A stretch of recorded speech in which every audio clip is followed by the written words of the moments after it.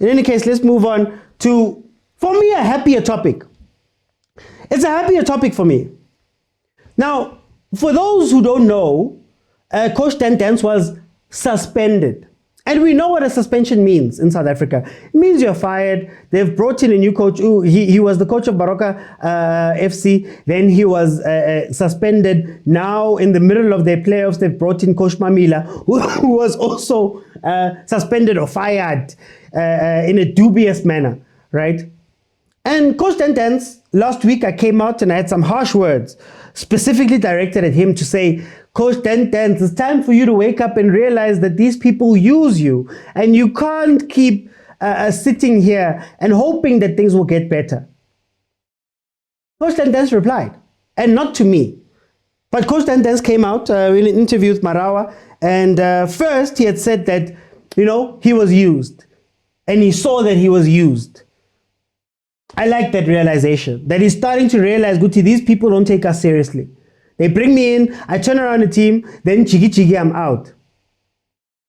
Then Coach Dan Dance, later on in another quote, came out and said that at teams, there are puppets in the background. People who walk around. People who tell you to make substitutions, change your starting lineups. People who've got direct access to the chair people within any of the clubs, who whisper in the ear. Takes me back to Coach Morgan Mamila saying that he wasn't fired by Chipa.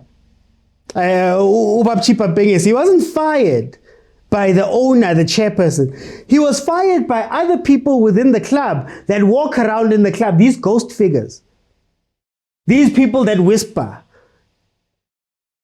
And where I want to go with this conversation is not necessarily about Coach Dan Dance, and kudos to him for figuring it out and standing up. Now we want to see your next move. But the conversation I want to have is one that we need to realize as South African fans specifically.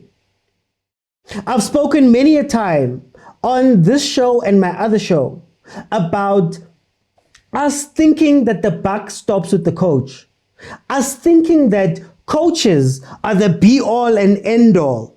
That, yabona coach masimfayarile and it's chinchu coach, it's fine. Meanwhile, there are so many people that walk around in the background. There are so many people, guys, to run a football club is not a 5, 6, 7 people job. It's not a 10 people job.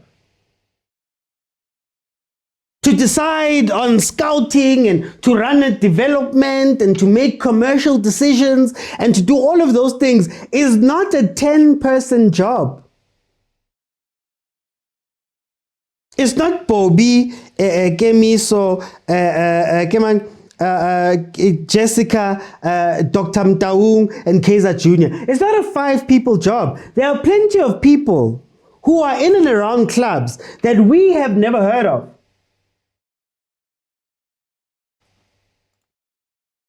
That we have never seen, who make big decisions for each of these clubs.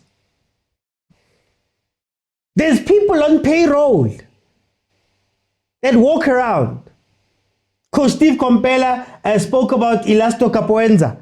Apologies if I'm getting his surname wrong, but he spoke about him. If it was not for Coach Steve speaking about him, I wouldn't know who the manager of Moroka Swallows is. You wouldn't know who this person or that person is. We don't know right now the roles, responsibilities, and the people who are making big decisions within our clubs. And it's up to our Coach Dan Dance to say, guys, ningapegi mina kuphela. How many clubs are suffering, not moving forward, not progressing, not winning trophies, not going to Africa, not finishing in the top 8, not doing all of these things? How many clubs exist that are in that situation? But how many times have you heard of an executive management person getting fired? Outside of maybe Coach Mamila right now was the TD. Who's the technical director of your club? Who's the manager? And these are the things that I think it's important for us, as fans, to learn and to take into account when we speak about our clubs. Last week I spoke about Nabi, or the week before I spoke about Nabi, and I said for me, Coach Nabi can come, Coach Pitso can come, anybody can come. Great. It's wonderful coaching hires. Mara, what changes are we making in the back? Or are we entrusting the same people that have put us into situations where coaches are being changed left and right, where players are unhappy, where contract situations happen and the clubs are being questioned, where people are not being paid, where sponsors are not... Those are all job descriptions of people that are meant to be in a football club. So then are we allowing those people to stay and still dictate what the clubs do on a day-to-day basis?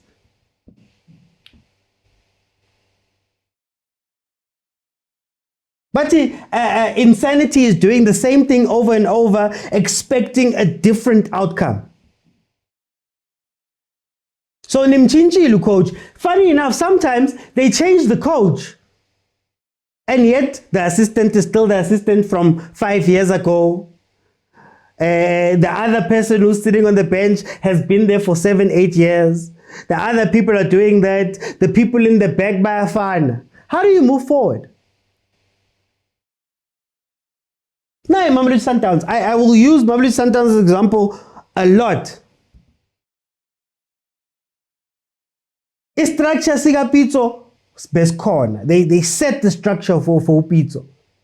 Pitso came in, saved them from possible relegation, won the league the following year, had an incredible, I believe, 7 years at Mamelodi Sundowns where he was doing everything. Everything was great. You could tell they were winning the league every year. Hey, Begum Nandi. So, what Sundowns does is that they went and assessed, okay, Coach Pitso's leaving, what do we do? Who do we bring in? Who do we fetch? How do we change this? A new technical director, a new academy person. Can we run like this? Can we do that? Can we hold them accountable? Guys, what does Gerald Sbego do on a daily basis?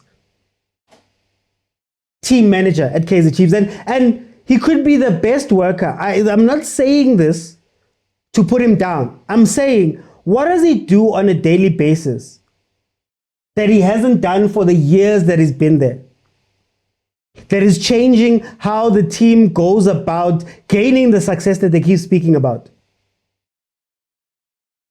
When Kaizer Jr. steps into the sporting director role, yes, he's been in and around football. Yes, he's got an NBA and all of those things. But is he valuable towards the club? Meanwhile, when you look at other places, I'll again use Sundowns as the example. You've got Abotrot Moloto still with the team. Fine. Older head, one of the people that had been with Sundowns for a while. On top of him, you've got Kimang Fleming, the TD. Recently brought in, I think this is his 2nd or 3rd year. You've got the academy head who was also brought in, I think it's his 2nd or 3rd year. I'm forgetting his name, is from Portugal if I'm not mistaken. On top of that, you got rulani. On top of that, that structure is so beefy. So how do we hold people accountable that we don't know? And I think it's done on purpose, but I don't want to get there. How do we hold people accountable that we've never seen and we don't know? It just so happens that Kevin Johnson, Mulifinteki, Kemang, Lihonolo Siema, and all of those people are the front people. They're in the window pane. You can see them, you're looking at them, we know them, you can judge them. Hey, 3 points, how many points, this and that, they've done well, they've won this many games, they've done all of that stuff.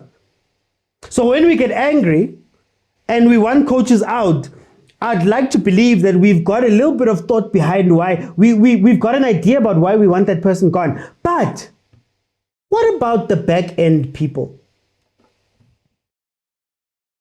What about those people whose day-to-day? I asked the other day, Guti, if you are still looking for a coach right now and you're still agreeing with coaches and you're still doing those things right now, there are some people that wake up in the morning, get in their cars, drive to the headquarters of whatever team, and they're there for the whole day. The whole day. And when do we hold those people accountable? When do we say, we've gone through 8 coaches in the last 6 years, we've had 8 coaches. Each of those coaches have only been able to get us maybe a maximum top 6 finish. Number 6, that was the maximum. When do we say, yazin guys, ngati khona umuntu lapha ku-executive who must go? CEO, what are you saying about what's happening at the club? Technical director, what are you saying about what's happening at the club? Zbanban, what are you saying about what's happening at the club? But we don't know them. So I'm so glad Coach Tentens came out and spoke and said that there's people, there's puppets, there's people in the background who work against whoever's come in, who work against the coach, who work against the players. All the while reporting back up there and telling the chairman, man, ngathi lo muntu akekho right, masim suspend. Lihlono Siyama gets into top 4 with Skukune. Lihlono Siyama gets into top 5 with Polokwane City. Coach Dan saves you from relegation, takes you up to a top 8. You possibly win a trophy. He's got a Nedbank Cup. He takes you from a mid-tier, bottom mid-tier team in the NFD and puts you in a playoff. But there's people whispering, "Hi man, mustn't keep it on." Hi Yazini, chairman. Hi, I don't like how this person is acting right now. And it's always when they do well. And also, we have to ask questions of the owners. What do you say? Ngikhumbula story se Royal AM, when Royal AM had fired John Maduka and Sinki Mnisi had brought in Kabozondo, had brought in Tentens to hold that job for a little bit or whatever. And then apparently when the owners came back from holiday, allegedly, they came back, found these changes and wanted to hold those guys accountable because they didn't approve of a sale. You hear stories of chairpersons not knowing what's happening within the clubs that they own, not knowing good time and guys. So then you also have to ask them that, you're getting reported back by these people who are in the background. Meanwhile, your team is doing well. You start struggling. When do they come in and say, but guys, Nani, what's happening here? Why do you have a club? Why do you own a club if you're not even going to keep up with it? And do these people have so much power that they can supersede and oversee whatever you say? That are running teams with impunity? That maybe I'm shouting at Chipampengesi, but at the end of the day, he's not even making those decisions. How do you guys run your clubs? Every year, coaches get suspended, coaches get moved. New coach must be found. New coach is found. New coach must be moved on. We have to go find another one. New coach comes in, can't even sign players, can't even do anything. Then they're moved out. Meanwhile, there's people who are sitting there quietly running these clubs. I like this. I like this for Coach Tentens. And like I said in the beginning, Coach Tentens, I love that you said South African clubs, because I'm hoping that in your mind you're going, you know what? Maybe South Africa is not all that is built up to be. Maybe I can go test some waters out there in the world. Maybe it's time to look past these South African teams that are going to treat you badly, that are going to suspend you and fire you, masekshisa. Sometimes not even makshisa. Sometimes it's going very well, but somebody is unhappy. These someones that people talk about. And maybe contractually, you guys are going to come with something different. Maybe you're going to come with stronger contracts and things like that. But it's very interesting to finally, the point I was making, who are these people in the back that are running teams that we don't know, that are deciding people's fates? And while we scream, Eketin, While we scream looking at these people, Lomuntu Seketi, who's been sent out to deal with us, who we see on every day on Supersport, there are people in the house who are sleeping very comfortably. There are people in the house who are living life. Hey guys, what do? Even small things. I still don't know what Coach Atazwane's role is at Kaizer Chiefs. Right now, I still don't know. I'd like to assume that we all don't know. So, how do you hold Atazwane accountable within the structure of a team?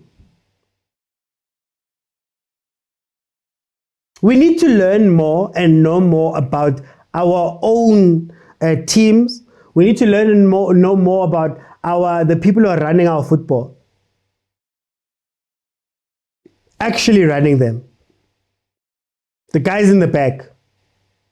Because I think to fix our football, we need to really be able to hold everyone accountable and even know them, even down to SAFA level. SAFA has 47 vice presidents, members of the NEC, 47 who sit on an executive, who sit with Danny Jordaan, who sit with Lydia Munyepao, who sit with those people.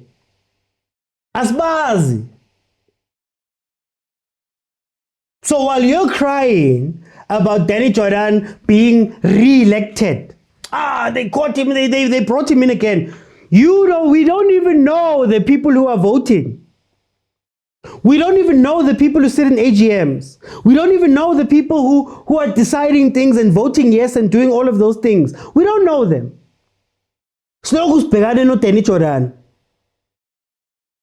Whereas maybe, just maybe, if we zoomed in on everybody else and we could put pressure at that level, and we could look at your LFA, the people who are in your LFA, and say, "Hi man, why ni votele lo muntu?" But the truth is, we don't even know them. So at every level, guys, at every level, we face the same issues. Lack of knowledge, a lack of transparency from the leagues, from football. And that's why nothing's getting fixed. You can change tires as much as you want on a car. But if your engine is sebenzi, you're not going to go anywhere. You can wash it, it can be clean, it can do everything, but by the time you need to get inside there and drive. So for us, we're changing tires, we're changing everything, we're washing the external. But when it comes down to it, there's a lot of things internally at our football clubs that are issues. A lot of people that are in the clubs that are not doing well enough within their roles, some might say are stealing a living.